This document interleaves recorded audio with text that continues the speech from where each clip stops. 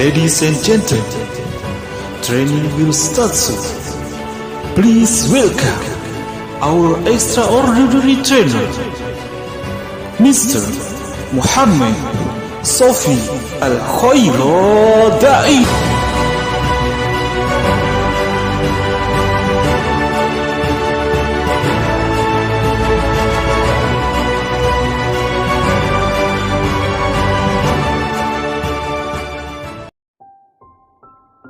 Bismillahirrahmanirrahim. Rabbis shrahli sadri wa yassirli amri wahlul 'uqdatam min lisani yafqahu qawli.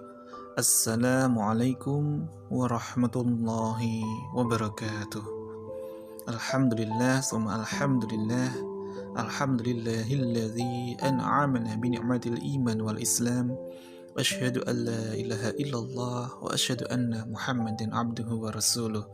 Allahumma sholli ala Muhammad wa ala ali Muhammad wa ala alihi wa ashabihi wa man tabi'ahum bi ihsanin ila yaumiddin. Amma ba'd. Ya Allah, ya Rabb, berkahilah majelis ilmu kami hari ini. Senantiasa tuntun lisan kami, hati kami, pikiran kami untuk senantiasa menjadi seorang hamba sebenar-benarnya hamba, sehingga kami kian memberikan banyak manfaat untuk orang lain di jalan-Mu. Ya Allah, ya Rabb, anugerahkanlah kepada kami yang hadir di majelis ilmu ini rahmat-Mu ya Rabb, maghfirah-Mu ya Rabb, ampunan-Mu, agar kami termasuk bagian dari hamba-hamba-Mu yang senantiasa beruntung, hamba-hamba-Mu yang senantiasa selamat sampai dengan tujuan akhir kami, serta hamba-hamba-Mu yang senantiasa Engkau hadirkan keajaiban demi keajaiban kepada kami ya Rabb. Ya Rabb, hadirkanlah ridha-Mu kepada kami, hamba-hamba-Mu yang senantiasa berkumpul dalam majelis ilmu ini untuk senantiasa berzikrullah, untuk senantiasa mengingat-Mu dan senantiasa taqarruban. Ya, senantiasa kita bertaqarrub untuk mendekatkan diri kepada-Mu ya Rabb, serta kami senantiasa belajar terus untuk ittiba Rasulullah sallallahu alaihi wasallam. Amin amin Allahumma amin. Sebelum kita mulai materi inti kita pada sore hari ini, ya, mari sejenak ya kita mendengarkan sebuah kisah yang sangat luar biasa berikut ini. Pada suatu hari ada seorang petani ya yang beliau sembari ingin beristirahat, ingin berteduh di bawah pohon beringin. Ya, saat beliau ya mengamati pohon beringin yang begitu rindang, begitu besar, begitu tinggi, ya sementara di depannya ada sebuah lahan pertanian dengan ya pohon yang sangat ya tidak besar namun berbuah semangka yang sangat besar. Ya, setelah beliau menengok ke atas, kenapa pohon beringin yang besar ini buahnya sangat kecil sekali, sementara di depan sana ada buah semangka yang begitu besar tapi pohonnya justru ya sangat kecil ya di ladang tersebut. Akhirnya ya seorang petani ini berpikir dalam dirinya, Allah itu ya tidak adil. Ya, jika Allah itu adil, mengapa ya pohon yang tinggi ini justru buahnya kecil, sementara pohon yang kecil buahnya sangat besar? Sejatinya dalam kehidupan kita sehari-hari pun ya tidak berbeda dengan seorang petani ini. Seringkali kita jumpai ada orang lain yang lebih enak hidupnya dibandingkan dengan kita, muncullah rasa seperti itu. Kenapa ya Allah kok tidak adil? Ya, mengapa dia hidupnya enak terus sementara saya harus begini? Saya harus ada proses dulu, saya harus ada detox terlebih dahulu, harus merasakan bungkus permen terlebih dahulu. Ya, namun ya seorang petani tadi lantas beliau bersandar di bawah pohon beringin tadi, tiba-tiba ya ada buah dari pohon beringin ya yang sangat kecil jatuh menimpa kepala dari Pak Tani ini. Lantas beliau langsung tersadar, Masya Allah, Alhamdulillah, ternyata Allah itu maha adil. Untung buah ini, ya buah dari beringin ini kecil. Coba kalau buah dari beringin ini sebesar semangka, seperti apa nanti kepala saya? Ya, Masya Allah. Nah, saat hati kita itu tidak lapang, seringkali kita ada gejolak dalam diri kita, sehingga kita tidak mudah untuk melihat hikmah. Sejatinya Allah itu maha adil.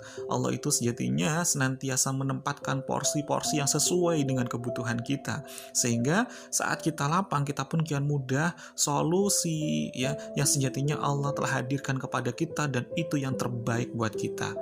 Nah, pada sore hari ini kita akan belajar bersama-sama bagaimana agar diri kita senantiasa semakin mudah melihat segala sesuatu ya dengan kacamata hikmah, sehingga hati kita kian lapang dan solusi pun ya kian mudah datang dari ilahi Robbi kita. Untuk itu mari sahabat-sahabat fillah, kita berdoa bersama-sama terlebih dahulu agar Allah hadirkan rahmatnya, hudannya, sehingga kita ya kian mudah untuk menyerap ilmu dari Allah Ta'ala yang sangat luar biasa ini, dan kita pun kian mudah untuk mempraktekannya dalam kehidupan kita sehari-hari. Ala hadiniyah liridhoillah syai'ulillah bisiril fatihah.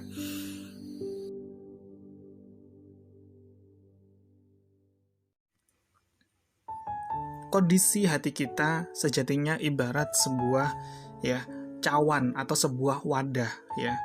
Coba bayangkan jika kondisi hati kita, cawan kita itu ya masih sebesar ya ember. Bayangkan saat dikasih garam 1 kilo, yang terjadi ya air dalam ember hati kita, saat kita berikan garam 1 kilo, yang terjadi pastilah air tersebut akan terasa asin sekali. Begitu pula kondisi jiwa kita. Saat hati ini kok tidak mudah lapang, kok tidak mudah tenang, ya. Maka yang terjadi sejatinya yang harus kita lakukan adalah kita perbesar wadah cawan hati kita. Jika cawan hati kita luasnya ibarat 1 kolam, atau istilahnya ya suatu lautan yang sangat luas, kita berikan garam 1 kilo saja tidak akan berdampak. Ya, hati kita tetap tenang, tetap lapang, tetap tentram, tetap damai, serta tetap bahagia sekali. Dan saat itu terjadi, maka solusi kian Allah hadirkan kepada kita. Ya, kita bisa belajar dari kisah-kisah para nabi yang sangat luar biasa. Sejatinya, apa yang diperintahkan Allah Ta'ala kepada Nabi Adam alaihissalam? Fi'il amar, kata perintah yang diperintahkan oleh Allah Ta'ala kepada Nabi Adam yang pertama kali adalah ya kalimat uskun ya. Wa qulna ya Adam uskun. Uskun, fi'il amar, kata perintah ya dari kata sakanon yang berarti tenang, damai, duduklah dengan tenang, ya nyaman, masuklah di dalam surga. Masya Allah. Uskun anta wa zaujukal jannah. Ada apa di balik semua ini?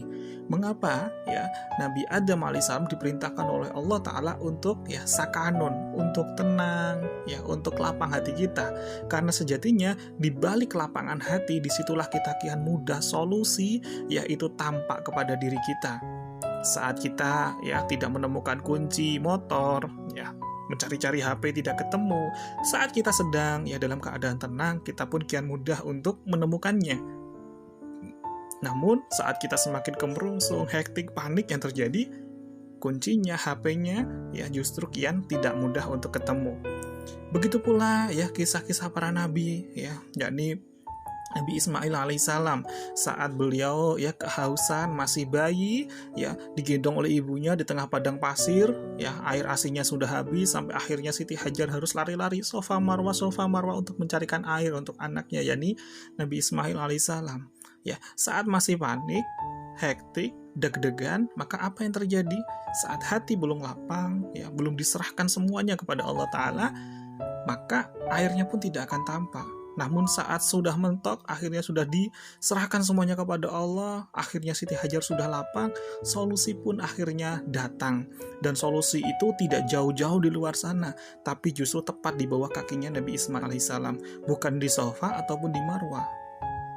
Begitu pula kisahnya Nabi Musa alaihissalam, saat beliau ya dikejar-kejar oleh tentara Fir'aun ya, sampai belum mentok di tepi Laut Merah, sudah mentok tidak bisa kemana-mana lagi ya. Lantas apa yang dilakukan Nabi Musa? Justru beliau berdoa dengan tenangnya, Allahumma lakal hamdu wa alaikal mustaka wa antal musta'anu wa la hawla wa la quwata illa billahil aliyyil azim. Allahumma lakal hamdu ya Rabb, engkaulah segala puji ya, segala puji itu untukmu. Masya Allah. Bayangin, saat kondisi sudah hektik, sudah mau dibunuh oleh para tentara Fir'aun, namun Nabi Musa alaihissalam tetap tenang hatinya, beliau berserah diri kepada Allah, justru memuji Allah. Allahumma lakal hamdu. Maka solusi Allah hadirkan, dan solusi itu tidak jauh di luar sana, tapi solusi itu sangat dekat sekali. Yakni apa? Di tangan kanannya Nabi Musa alaihissalam, yakni berupa tongkatnya.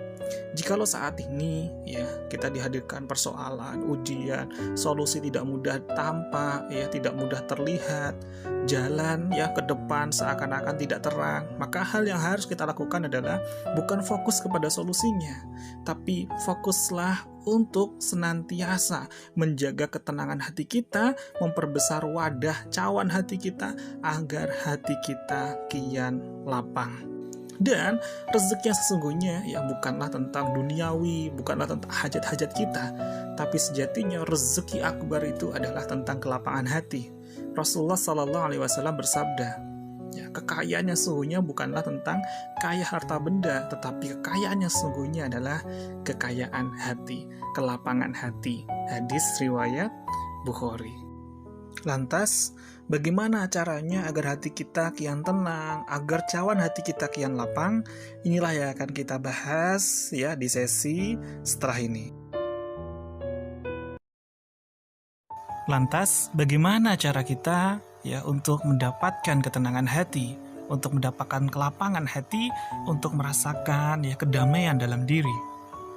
Sejatinya ya ketenangan hati, kelapangan hati itu memang hanya bisa dirasakan oleh seorang hamba yang benar-benar tersambung hatinya hanya kepada sang pemilik hati, hanya kepada sang pemilik segala sesuatu yang ada dalam semesta ini. Allah Ta'ala berfirman dalam Quran surat Ar-Ra'd ayat 28. A'udzu billahi minasyaitonir rajim. Bismillahirrahmanirrahim. Alladzina amanu wa tatma'innu qulubuhum bizikrillah. Alla bizikrillahi tatma'innul qulub. Yaitu orang-orang yang beriman dan hati mereka menjadi tentram dengan mengingat Allah. Ingatlah, hanya dengan mengingat Allah hati menjadi tentram. Jadi syarat agar hati kita kian tenang, kian tentram, kian lapang hati kita untuk memperbesar wadah cawan hati kita adalah yang pertama adalah beriman dulu kepada Allah Ta'ala, ya. Yakni orang-orang yang beriman, dan hati kita kian tambah lapang, kian tenang manakala kita senantiasa mengingat kepada Allah, senantiasa kita hubungkan hati kita kepada sang pemilik hati. Karena sejatinya tidak ada ketenangan yang hakiki kecuali tersambungnya hati kita kepada Ilahi Robbi. Jadi momentum ya untuk ketersambungan hati kita justru letaknya adalah di saat kita benar-benar membiasakan diri kita, mendawamkan diri kita, melazimkan lisan kita senantiasa mengingat Allah, berdzikrullah, serta senantiasa bermunajat atau berdoa kepada Allah Ta'ala. Karena di dalam doa itulah benar-benar kita memposisikan diri kita seorang hamba dan Allah Ta'ala sebagai Rabb kita. Nah, setelah ini kita akan kupas bagaimana agar kita bisa senantiasa menghubungkan diri kita, ya, membangun hubungan kita kepada Allah Ta'ala. Sudah siap sahabat?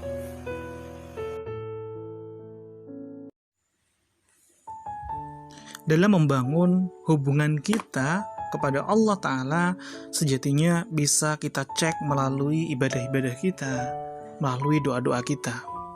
Jika selama ini apa yang menjadi doa-doa kita, apa yang menjadi ibadah-ibadah kita belum menjadikan diri kita, jiwa kita bergetar, ya, sampai kita benar-benar ya tiba-tiba tanpa terasa meneteskan air mata, berarti ada sesuatu ya dalam ibadah kita yang ternyata belum menjadikan doa-doa kita, ibadah-ibadah kita ya menjadikan terhubung kita kepada Allah Ta'ala. Maka sejatinya dalam doa bukan hanya sebatas tentang permintaan, karena dalam doa inilah inti dari semua ibadah. Mari kita coba ingat-ingat kembali ya bagaimana tradisi doa-doanya para hamba-hamba pilihan Allah Ta'ala. Coba kita lihat doanya ya Nabi Adam alaihissalam. Rabbana zalamna anfusana wa illam taghfir lana wa tarhamna lanakunanna minal khasirin. Kita lihat pula doanya ya Nabi Yunus alaihissalam. La ilaha illa anta subhanaka inni kuntu minadz dzalimin.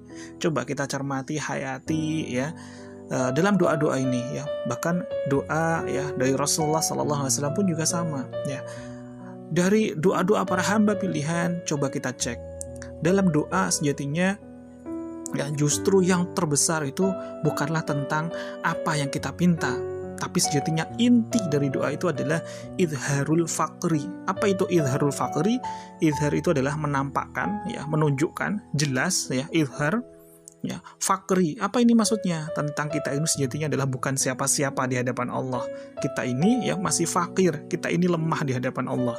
Maka sejatinya inti dari doa-doa orang soleh terdahulu adalah izharul fakri, yakni senantiasa menunjukkan kelemahan dirinya, ya, menjadikan dirinya benar-benar nol di hadapan Allah Ta'ala. Karena sejatinya inti kunci dari doa itu, ya, sebagaimana Allah Ta'ala berfirman dalam Quran surat Al-A'raf ayat 55 sampai dengan 56. Allah Ta'ala berfirman, berdoalah kepada Tuhanmu dengan rendah hati dan suara yang lembut. Sungguh Dia tidak menyukai orang-orang yang melampaui batas. Dan janganlah kamu berbuat kerusakan di bumi setelah diciptakan dengan baik. Berdoalah kepadanya dengan rasa takut atau hina dan penuh harap. Sesungguhnya rahmat Allah sangat dekat kepada orang yang berbuat kebaikan. Jadi inti dari, ya, doa, kunci dari sebuah doa agar senantiasa kita terhubung kepada Allah sejatinya ada dua hal.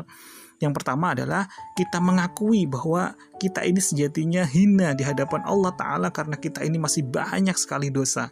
Kullu bani adamun khata'un wa khairul khata'ina tawwabun. Maka coba kita simak doa-doa para nabi, ya.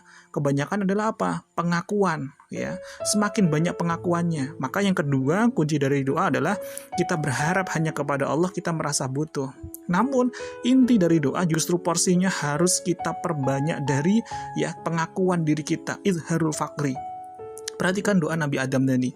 Ya Rabbana zalamna anfusana, ya Rabb, sungguhnya aku menzalimi diriku sendiri. Ya, Masya Allah, ini adalah sebuah pengakuan. Kita coba, ya, cek kembali pula doanya Nabi Yunus alaihissalam. La ilaha illa anta, tiada Tuhan selain Kau, adalah apa? Pengakuan bahwa Allah itu adalah yang maha segalanya. Kita bukan siapa-siapa. Ya, subhanaka, maha suci Engkau, ya. Kita memuji, mengagungkan Allah kembali. Inni kuntu minadz dzalimin, sesungguhnya aku termasuk orang-orang yang zalim. Maka di mana letak permintaannya dari Nabi Yunus alaihissalam? Justru dihadirkan solusi. Ya, justru semakin dia terhubung kepada Allah Ta'ala, dihadirkan pertolongannya Allah Ta'ala. Maka, ya, tidak ada sejatinya di sana, malah justru, ya, letak kebutuhannya justru diprioritaskan adalah pengakuan dirinya, ya, bahwa diri kita ini masih, ya, benar-benar nol, ya, kita ini masih banyak sekali dosa. Kita agungkan Allah Ta'ala, maka disitulah keajaiban demi keajaiban pertolongan justru Allah gerojokkan kepada kita. Sebagaimana pula, ya, Rasulullah Sallallahu Alaihi Wasallam, ya, berdoa, ya, yang disebut dengan namanya Sayyidul Istighfar. Masya Allah, inti dari semua doa ada di Sayyidul Istighfar, rajanya istighfar. Mari kita coba, ya, cek dalam doa Sayyidul Istighfar. Ternyata hampir 99% isi dari doa Sayyidul Istighfar yang sangat masyhur, yang sangat mustajab, ya, bahwa kita dijamin saat kita membaca di pagi hari sampai dengan siang hari, jika kita meninggal di sore harinya, kita dijamin oleh Allah Ta'ala ahli surga. Dan jika kita membacanya di sore hari, kita meninggal di waktu malamnya, kita pun juga termasuk ahli surga. Maka isi dari doa Sayyidul Istighfar ini, ya, sebagaimana dalam kunci dari sebuah doa, yakni adalah, ya, kita benar-benar merendahkan diri, merasa diri kita hina, masih banyak dosa di hadapan Allah Ta'ala. Yang kedua adalah hadirkanlah rasa butuh, rasa berharap kepada Allah Ta'ala. Dan rasa berharapnya ternyata dalam Sayyidul Istighfar hanya 1% saja. Mari kita coba, ya, perlahan kita hayati, maknai dalam kita membaca Sayyidul Istighfar ini. Allahumma anta rabbi, ya Allah, Engkaulah Tuhanku. Ya, ini adalah sebuah pengakuan. La ilaha illa anta, tiada Tuhan kecuali Engkau. Ya, Masya Allah, ini masih sebuah pengakuan bahwa Allah satu-satunya, ya, Tuhan kita. Khalaqtani wa ana abduk. Ya, Engkau ciptaan, ya, Engkau ciptakan aku dan aku adalah hambamu. Ya, Masya Allah. Wa ana ala ahdika wa wa'dika mastata'tu. Aku berada di atas janjimu semampuku. A'udzubika min syarri ma sona'tu. Aku berlindung kepadamu dari kejelekan perbuatanku. Ya, ini masih, ya, pengakuan bahwa kita ini masih banyak apa? Ketidakbaikan dari perbuatan-perbuatan kita. Abu'u laka bi ni'matika alayya wa abu'u bidambi. Ya, Masya Allah. Aku mengakui banyaknya nikmat-Mu yang Engkau anugerahkan kepadaku. Jadi pada bagian ini adalah pengakuan bahwa kita ya masih belum senantiasa bersyukur kepada Allah Ta'ala. Selanjutnya, faghfirli fa innahu la yaghfiru dzunuba illa anta. Maka ampunilah aku, karena sesungguhnya tiada yang dapat mengampuni dosa-dosa kecuali Engkau.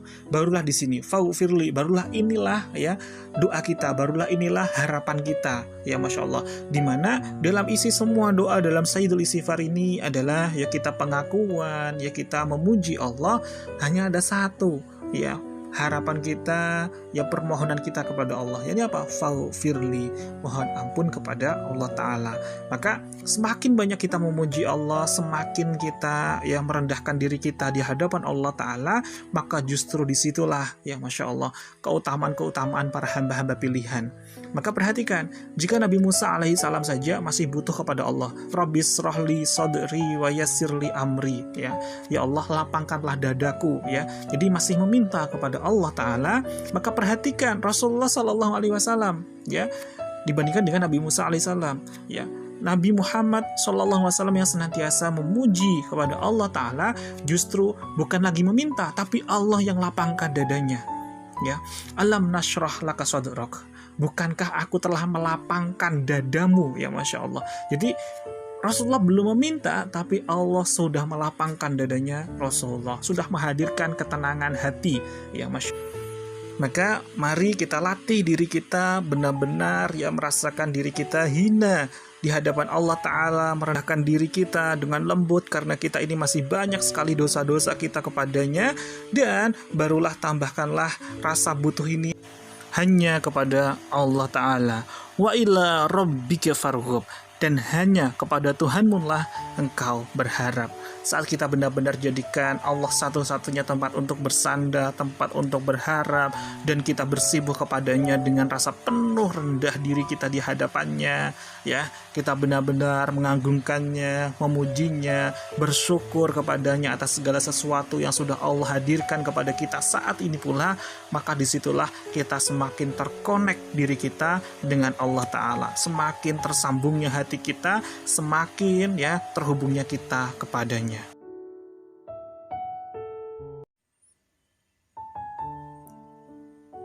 Sejatinya ada dua bentuk ujian dalam hidup kita, ya, sampai Allah Ta'ala pun berfirman ya dalam Quran surat Al-Anbiya ayat 35, A'udzubillahi minasyaitonirrajim, Bismillahirrahmanirrahim. Kullu nafsin dha'iqatul maut, setiap yang bernyawa pasti akan merasakan mati. Wa nabluwakum bisyarri wa khairi wa fitnah, dan ya kami akan menguji kamu dengan keburukan dan kebaikan sebagai cobaan. Wa ilaina turja'un, dan kamu akan dikembalikan hanya kepada kami. Masya Allah. Ternyata ya sepanjang kita ini hidup ya pasti akan Allah hadirkan dua hal, yakni ya bisyari wal khairi fitnah.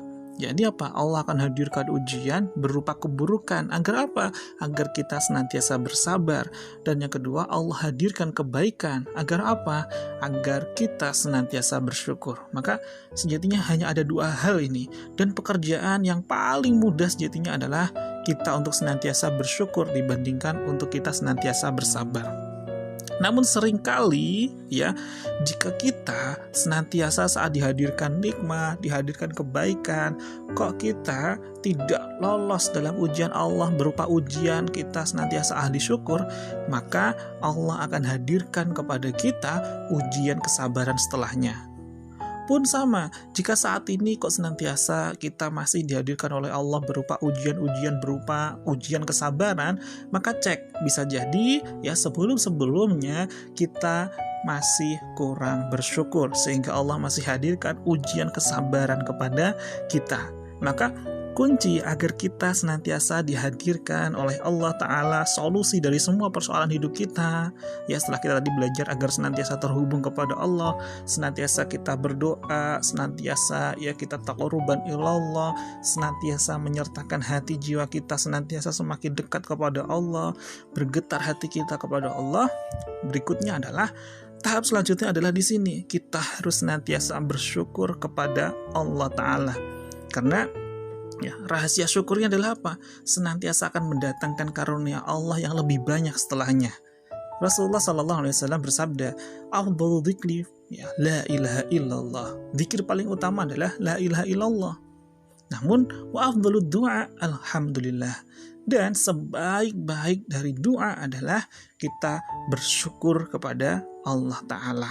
Nah, kunci dari dihadirkannya oleh Allah Ta'ala, ya, keajaiban demi keajaiban senantiasa dihadirkan oleh Allah Ta'ala, ya, solusi yang justru semakin dihadirkan adalah sebagaimana Rasulullah SAW bersabda, ya, sungguh menakjubkan perkaranya orang-orang yang beriman. Jadi sungguh ajaib perkaranya orang-orang yang beriman.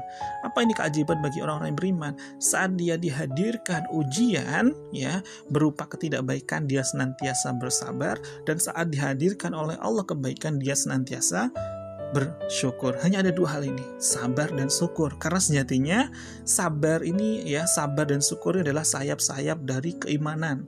Ya, karena keimanan itu setengahnya adalah sabar dan sayap setengahnya adalah syukur. Saat kita senantiasa perkuat ini keimanan kita tingkatkan keimanan kita, maka disinilah kunci dihadirkan oleh Allah Ta'ala, ya, ma'unahnya, pertolongannya yang sangat luar biasa. Maka Allah Ta'ala pun, ya, berfirman, kunci inti dari dihadirkannya solusi itu sebagaimana Allah Ta'ala berfirman dalam Quran surat Al-A'raf ayat 69, "Fadhkuru 'alallahi la'allakum tuflihun." Ya, maka ingatlah akan nikmat-nikmat Allah agar kamu beruntung, agar kamu senantiasa dihadirkan oleh Allah pertolongannya. Maka jika kalimatnya adalah fadhkuru, ya ingatlah, maka ada potensi di mana kita, ya, masih sering lalai, masih sering tidak ingat, sehingga Allah senantiasa ingatkan kepada kita, fadhkuru, ingatlah. Maka ingat akan apa? Ingat akan kita senantiasa bersyukur atas nikmat-nikmat Allah yang Allah senantiasa hadirkan saat ini pula, detik ini pula. Jadi kebahagiaan, kelapangan hati, solusi, kenikmatan itu sejatinya senantiasa hadir manakala kita bisa mensyukuri apa-apa yang sudah Allah hadirkan kepada kita, bukan tentang apa-apa yang kita inginkan.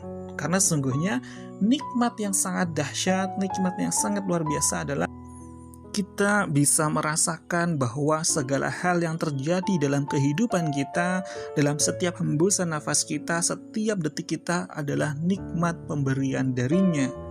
Apapun yang Allah hadirkan, itu adalah terbaik bagi kita, para hambanya. Mari senantiasa kita berlatih dalam menghadapi segala keadaan, segala kondisi, senantiasa bersyukur kepada Allah Ta'ala. Alhamdulillah ala kulli hal. Mari senantiasa kita berlatih untuk melihat segala sesuatu dengan kacamata hikmah, sehingga jika ada suatu hal yang tidak baik menimpa kita, bukan kita menyalahkan keadaannya, bukan kita mencari kambing hitam, ya, dalam setiap kejadian tersebut, tapi kita rubah sudut pandang kita adalah agar senantiasa kita memperbaiki apa-apa yang ada dalam diri kita. Maka yang terjadi, kelapangan kian mudah hadir kepada kita. Dan rasakan, ya, sadari bahwa dalam setiap helaan nafas kita yang kita hirup, oksigen ini adalah nikmat yang senantiasa Allah hadirkan kepada kita, agar kita senantiasa memperbaiki diri untuk bisa selamat kembali ke kampung halaman terbaik kita, yakni jannahnya.